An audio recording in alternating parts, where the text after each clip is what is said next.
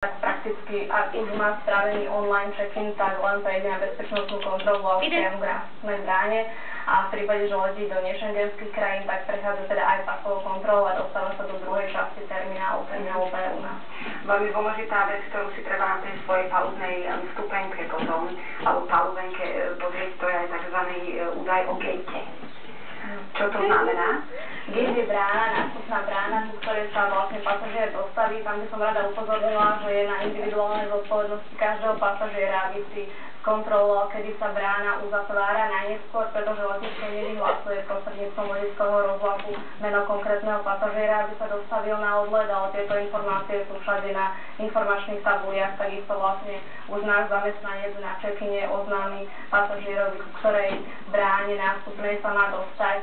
Takže, a teda najneskôr 30 minút pred odletom. Veronika, častokrát sa stretávame, ak teda letíme nízkonákladovou spoločnosťou, že je tzv. Pojem, že free sitting. Mali by sme na to myslieť a cestujeme napríklad celá rodina? Už aj teraz naša najväčšia nízkonákladová spoločnosť, ktorá od nás letí, tento free sitting nemá, to znamená, že už priamo keď si spravíte, áno, niektoré to stále majú, ale napríklad, ak si teraz spravíte online check-in,